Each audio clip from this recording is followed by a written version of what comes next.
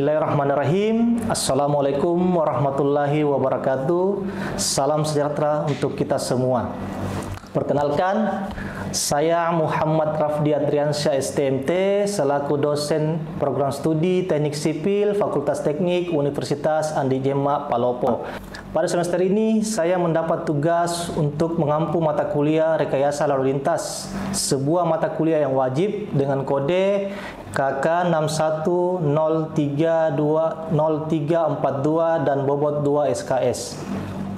Mata kuliah ini dirancang untuk memberikan pemahaman mendalam mengenai aspek-aspek lalu lintas, mulai dari karakteristik pengguna jalan, hubungan volume kecepatan dan kerapatan, hingga analisis simpang bersinyal dan tak bersinyal, serta peran rekayasa lalu lintas dalam pengolahan lingkungan. Adapun capaian pembelajaran lulusan atau CPL, yang pertama diharapkan mampu melakukan analisis dan perancangan standar pada bidang teknik, struktur, geoteknik, teknik transportasi, teknik sumber daya air, serta manajemen dan rekayasa konstruksi sepanjang siklus bangunan. Yang kedua, mampu merumuskan solusi alternatif untuk masalah rekayasa dan struktur konstruksi bangunan, transportasi, sumber daya air, geoteknik, dan manajemen konstruksi dengan memperhatikan faktor-faktor ekonomi, kesehatan, dan keselamatan kerja, kultural, sosial, dan lingkungan. Selanjutnya, untuk capaian pembelajaran mata kuliah atau CPMK, yang pertama, mahasiswa mampu mengidentifikasi secara komprehensif atau menyeluruh permasalahan dan karakteristik sistem transportasi perkotaan. Yang kedua, mahasiswa mampu menguraikan karakteristik pengemudi dan sifat kendaraan. Yang ketiga, mahasiswa mampu mengidentifikasikan parameter lalu lintas dan menganalisis hubungannya dalam pemecahan analisis mikro arus lalu lintas. Yang terakhir, mahasiswa mampu melakukan pengambilan dan analisis data lalu lintas di lapangan. Adapun rencana materi pembelajaran untuk mata kuliah ini adalah pada pertemuan pertama, di sini saya akan menjelaskan materi tentang pengantar rekayasa lalu lintas dan karakteristik pengguna jalan. Pada pertemuan kedua dan ketiga, di sini saya akan menjelaskan teori makroskopis dan mikroskopis, serta model Greensill dan Greenberg. Selanjutnya, pada minggu keempat atau pertemuan keempat, di sini saya akan menjelaskan studi dan metode survei lalu lintas. Selanjutnya, pada pertemuan kelima, enam, dan ketujuh, di sini saya akan menjelaskan tentang kapasitas jalan, simpang, dan tingkat pelayanan. Minggu ke-8, di mana kita memasuki evaluasi tengah semester. Pada pertemuan 9 dan ke-10, di sini saya akan menjelaskan tentang teori Webster, manajemen simpang, serta pengaturan dan pengendalian simpang. Di pertemuan ke-11, di sini saya akan menjelaskan tentang permasalahan dan parameter parkir. Selanjutnya, di pertemuan ke-12, di sini saya akan menjelaskan mengenai rambu dan marka jalan. Di pertemuan ke-13, menjelaskan tentang prinsip Transit Oriented Development atau TOD. Selanjutnya di pertemuan ke-14, di sini saya akan menjelaskan tentang keselamatan lalu lintas dan manajemen pengendalian. Di pertemuan ke-15, di sini saya akan menjelaskan tentang lalu lintas pejalan kaki dan standar fasilitasnya. Di minggu ke-16 atau pertemuan ke-16 merupakan evaluasi akhir semester. Adapun referensi utama atau bahan ajar yang saya gunakan pada mata kuliah ini, yang pertama Dwi Prasetyanto tahun 2019 dengan judul Rekayasa Lalu Lintas dan Keselamatan Jalan. Referensi yang kedua atau buku bahan ajar yang kedua dikutip oleh Firsan M. Isa tahun 2023 yang dimana berjudul Rekayasa Lalu Lintas dan perancangan dan aplikasi.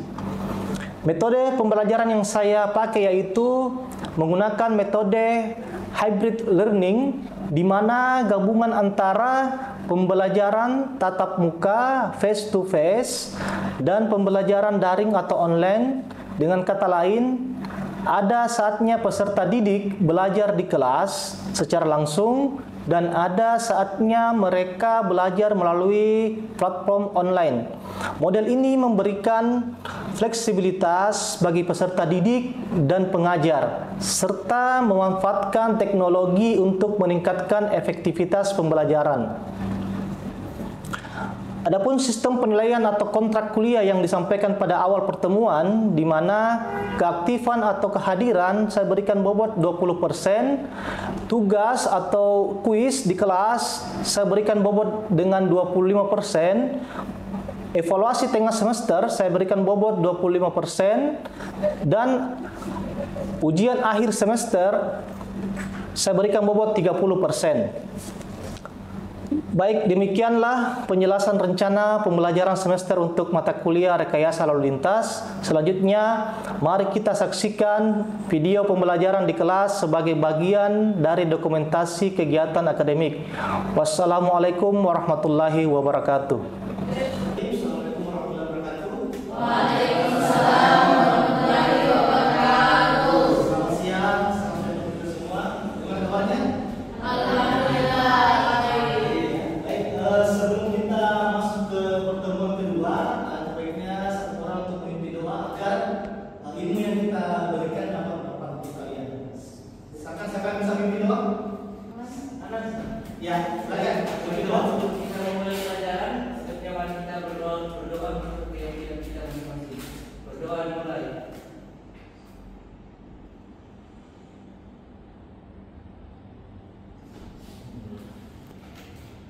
Oke, terima kasih. Baik, sebelum kita masuk ke sesi pertemuan kedua atau bab 2, kita rewind dulu pertemuan sebelumnya. Ya, Bapak bertanya di antara kalian masih ingat tidak dengan pertemuan sebelumnya, materi pertemuan sebelumnya itu tentang definisi rekayasa lalu lintas. Ada yang bisa jawab? Saya, Pak. Siapa namanya? Uli, Pak. Uli, ya, silakan. Apa itu definisi rekayasa lalu lintas? Rekayasa lalu lintas adalah cabang ilmu yang fokus pada merancang dan mengolah sistem transportasi untuk memastikan pergerakan orang dan barang yang aman, efisien, dan berkelanjutan. Oke, nah yang lain? Ada yang lain? Siapa? Ya, silakan. Definisinya yaitu tentang mempelajari desain dan efisiensi kenyamanan perjalanan rekayasa lalu lintas, melibatkan analisis dan evaluasi sistem lalu lintas serta pengembangan solusi untuk memperbaiki kinerja sistem lalu lintas. Oke, kita semua ya. Jadi kenapa saya ingatkan kembali bahwa kita lihat kembali pertemuan sebelumnya bahwa setelah mempelajari bab ini, kalian diharapkan mampu menjelaskan definisi rekayasa lalu lintas, mengetahui ruang lingkup rekayasa lalu lintas, mengetahui dan menjelaskan masalah lalu lintas, mengetahui dan menjelaskan konsep solusi permasalahan lalu lintas. Apa itu rekayasa lalu lintas? Tadi teman sudah sampaikan ya, dua orang tadi, yaitu perencanaan, pembangunan, dan pembangunan jalan serta perancangan jalan. Apa bedanya perencanaan dan perancangan? Ada yang tahu? Perencanaan dan perancangan. Ini dua konsep yang berbeda ya. Jadi kalau perencanaan kita merencanakan jauh hari ke depan, sedangkan perancangan itu sudah ada, kita merancang seperti apa ini transportasi ke depan. Paham ya? Ini perencanaan dan pengadaan. Definisi lainnya itu perencanaan, pengadaan, pemasangan dan pemeliharaan rambu-rambu marka jalan, alat pemenuhi syarat lalu lintas, alat pengendali dan pengaman pembagian jalan. Ya. Selanjutnya pengembangan sistem jalan, perencanaan proses parkir dan terminal, pengendalian lalu lintas dan manajemen lalu lintas. Ini mengacu pada Undang-Undang Nomor 22 Tahun 2009. Selanjutnya saya bertanya, tujuan rekayasa lalu lintas itu apa? Ya, untuk meningkatkan kenyamanan, keselamatan, tepat waktu dan biaya murah dalam lalu lintas. Jadi tujuannya itu para perancang rekayasa lalu lintas itu untuk menemukan atau meningkatkan kenyamanan, keselamatan, tepat waktu dan biaya murah dan efisien.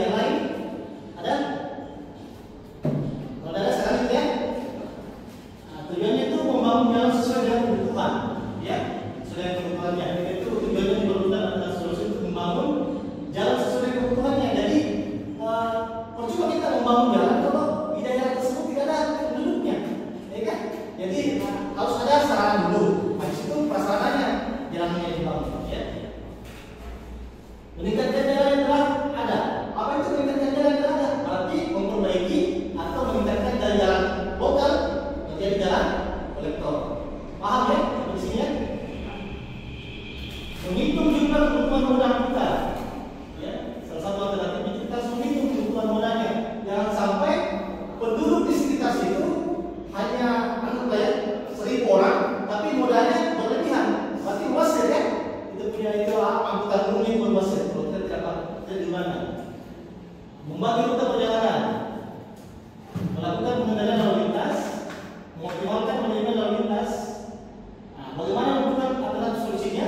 Yaitu dengan melakukan survei lapangan yang bertujuan untuk mengumpulkan data mengenai karakteristik lalu lintas dan geometri perjalanan yang ada.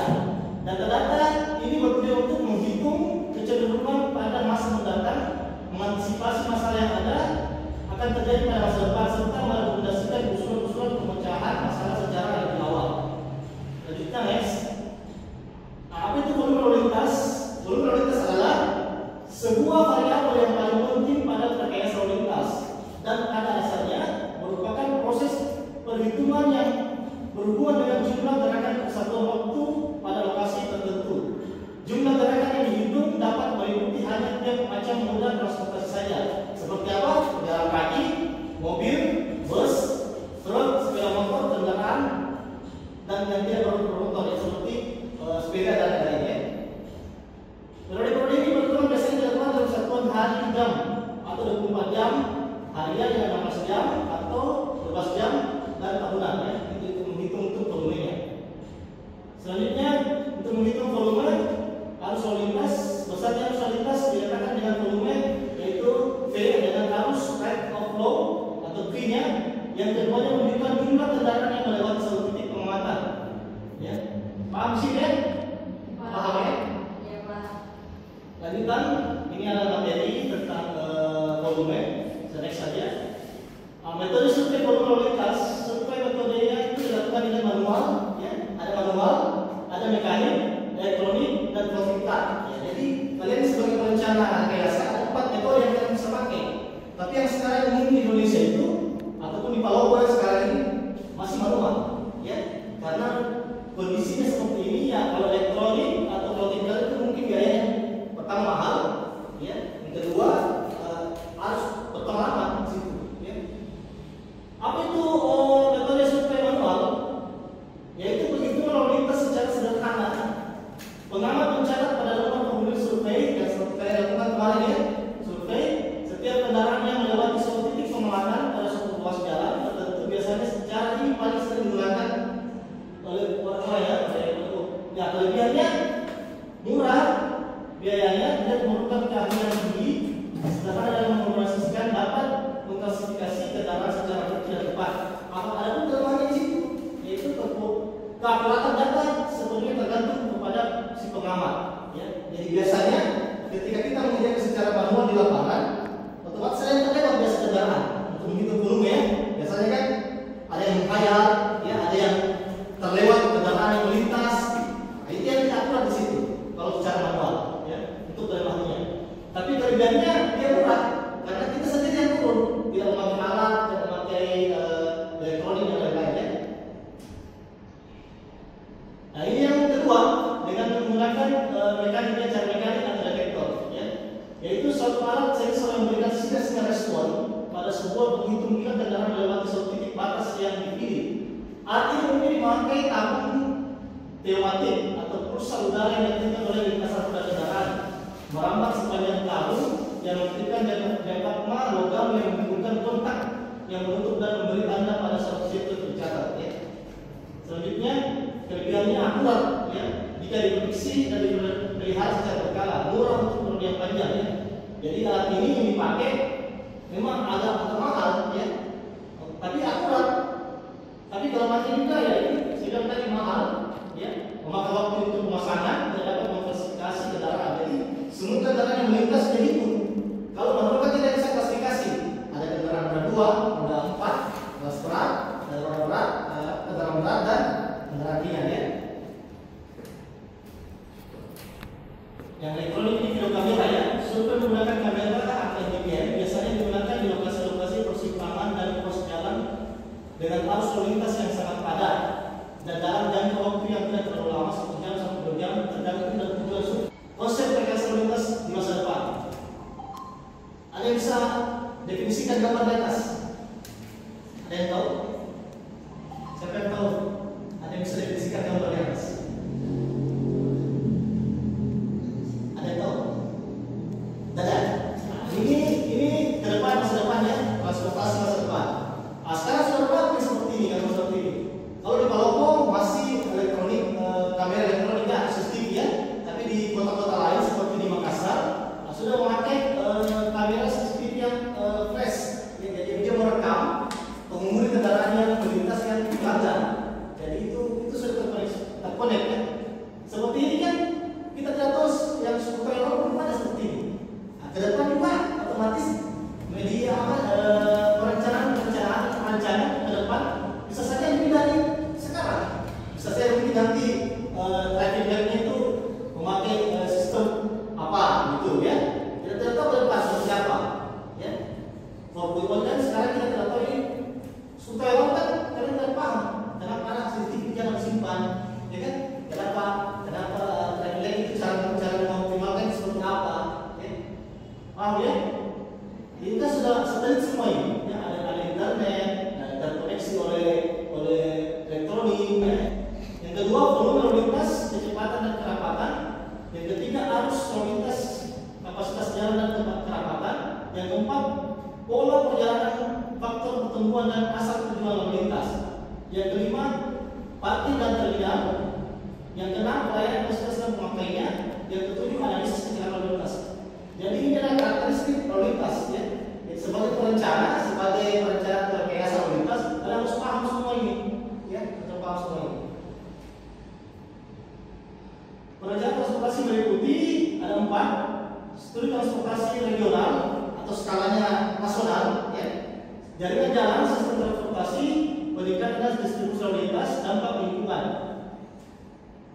Selanjutnya perencanaan yang baru, kecepatan rencana, alignment horizontal, vertikal, kelandaian, kemiringan dan potongan bintang jalan, perencanaan jalan dan persimpangan lama untuk meningkatkan kapasitas dan keamanan. Ini adalah salah satu perencanaan di bentuk jalan ya. Selanjutnya masalah lalu lintas.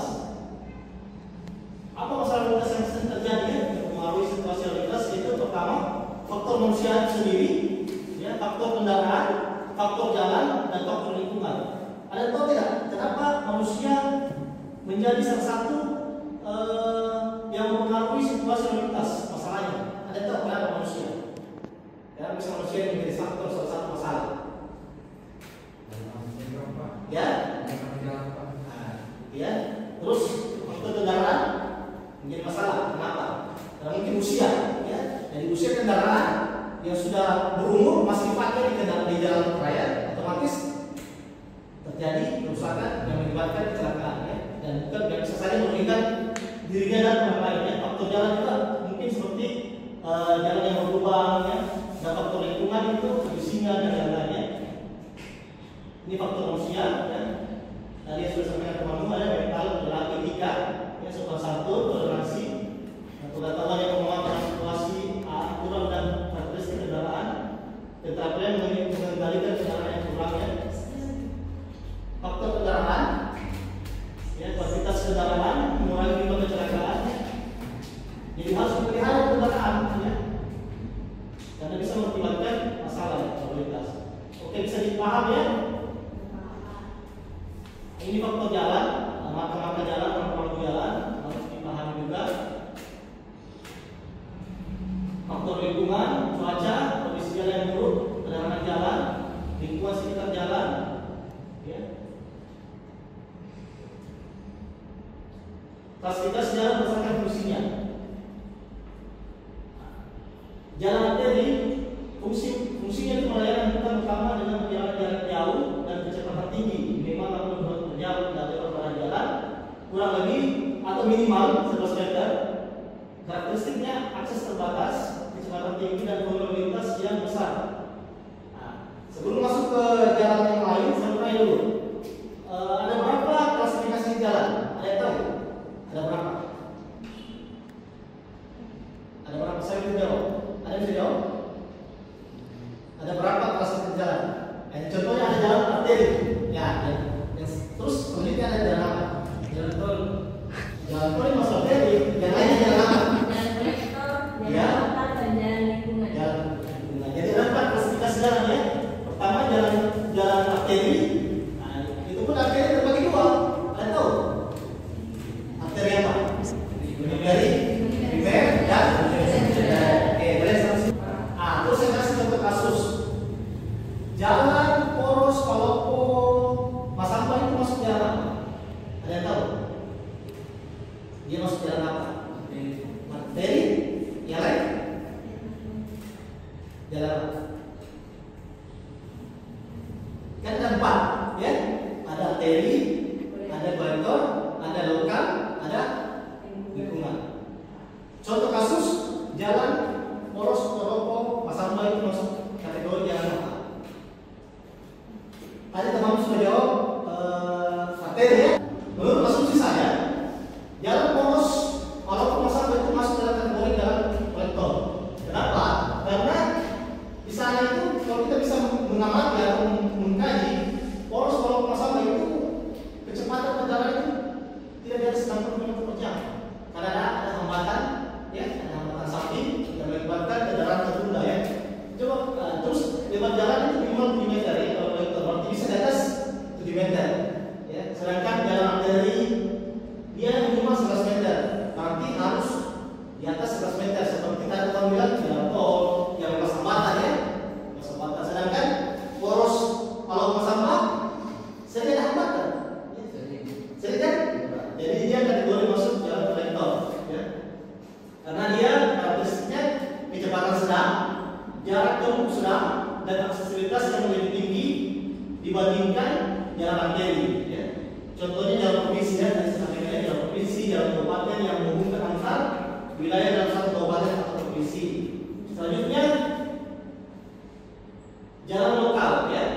Jadi jalan lokal ini melayani kota setempat dengan jalan-jalan yang dekat, ya, dengan kecepatan rendah minimal 20 km per jam dan lebar badan jalan minimal 5 meter. Ya. Karakteristiknya itu tetap tinggi aksesibilitasnya, tapi kecepatannya rendah dan volume lalu lintas sedang. Ya. Ini contoh jalan lokal seperti masuk di jalan perumahan, ya, atau di masuk ke jalan skala kolektor, ada jalan yang menghubungkan antara jalan kolektor, yaitu jalan lokal ya. Jalan lingkungan, ya, yaitu melayani kebutuhan aksesibilitas di dalam lingkungan pemukiman dengan lebar jalan berkisar antara 3,5 meter hingga 6 meter ya. Karakteristiknya kecepatan sangat rendah, aksesibilitas sangat tinggi, volume lalu lintas rendah. Contoh jalan kompleks perumahan, ya, jalan di sekitar ada pabrik. Yang penting dicatat ini ya kalian bahwa fasilitas ini dapat dibagi menjadi jalan primer dan sekunder tadi saya sampaikan ya, serta berdasarkan status jalan nasional, provinsi, kabupaten dan kota. Konsep solusi permasalahannya, pelaksanaan pemecahan masalah lalu lintas dilaksanakan dalam tahap 3 tahap. Ya. Ini menurut Pak Alisyah 2005. Yang pertama, penyelidikan, tindakan secepatnya perencanaan akan datang. Jadi sebelum kita merencanakan konsep dari rekayasa lalu lintas, masalah lalu lintas, itu harus kita menyelidiki dulu apa masalah di sana. Ya. Kalau kita kan seperti ini, masyarakat umum itu kalau terjadi kemacetan, apa yang dilakukan? Ada tahu? Kalau terjadi kemacetan, volume kendaraan menumpuk di suatu daerah, suatu wilayah, apa kira-kira sebagai perencana, sebagai rekayasa lalu lintas, perencanaan lalu lintas, apa yang kalian lakukan? Kalau terjadi suatu wilayah atau kota, contoh Palopo ya,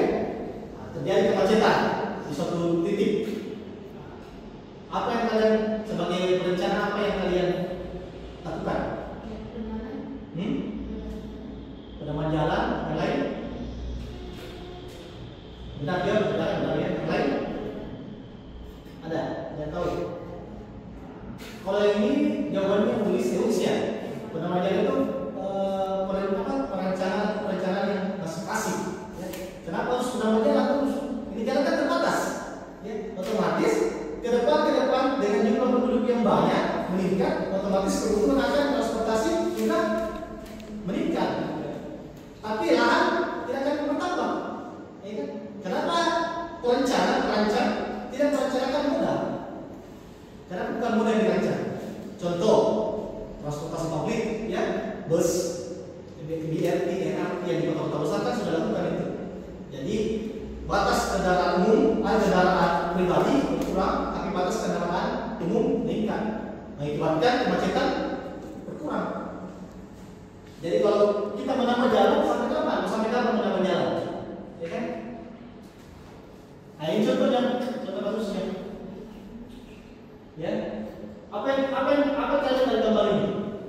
Ya, ini kan masalah klasik ini, kemacetan. Ya, kira-kira sebagai perencana, perancang traffic light atau lalu lintas, apa yang harus Anda lakukan dengan kondisi seperti ini? Tadi kan Ustaz sudah sampaikan harus menambah lebar jalan. Nah, kalau itu kan tidak ada solusi ya. Mungkin pada saat itu bisa berfungsi, ya, tapi 10 tahun, 15 tahun ke depan masalah ini akan terjadi kembali. Ya. Kalau kita tidak merencanakan moda transportasinya, ya. Di kota-kota besar seperti Jakarta sudah melakukan yang namanya moda transportasi MRT sekarang ada kereta cepat, ya, dan pembatasan kendaraan pribadi, ya. Nah, ini masalahnya membangun jalan secukupnya, batasi dan meningkatkan jalan dengan batasi jumlah kendaraan. Yang pertama dan kedua digabung, ya, untuk mengatasi masalah klasik. Kampus, kantor, ya. Jadi ini adalah rutenya, ya, rute yang harus dilalui bus, ya. Sehingga ada terintegrasi antara satu sama yang lain. Oke, ini yang harus kalian pahami istilah-istilah dari rekayasa lalu lintas. Pertama, lalu lintas itu sendiri, rekayasa lalu lintas, faktor manusia, faktor jalan, kendaraan, lingkungan, komuter, angkutan massal, dan lain-lainnya. Bisa dibaca ya. Nah, sebelum kita masuk ke sesi pertemuan selanjutnya, Bapak nanti akan memberikan kuis, ya, untuk pertemuan berikutnya. Nah, ini kalian bisa catat dari sesi sekarang. Ke depan pada saat pertemuan Bapak akan tanya kembali apa yang menjadi kuis dari sesi. Catat juga kuisnya, ya, sampai ketemu ke depan. Bapak akan tanya apa yang menjadi latihan soal yang pertemuan sekarang, supaya ke depan pada saat masuk sesi ketiga atau bab 3 atau pertemuan ketiga, Bapak tanya apa yang menjadi kuis ini, ya. Oke, kalau tidak ada pertanyaan lagi, saya akhiri dengan ucapan alhamdulillah. Assalamualaikum warahmatullahi wabarakatuh. Waalaikumsalam. Demikianlah video pembelajaran mata kuliah rekayasa lalu lintas. Semoga apa yang saya berikan bermanfaat untuk mahasiswa dan semuanya. Wabillahi taufiq wal hidayah. Wassalamualaikum warahmatullahi wabarakatuh.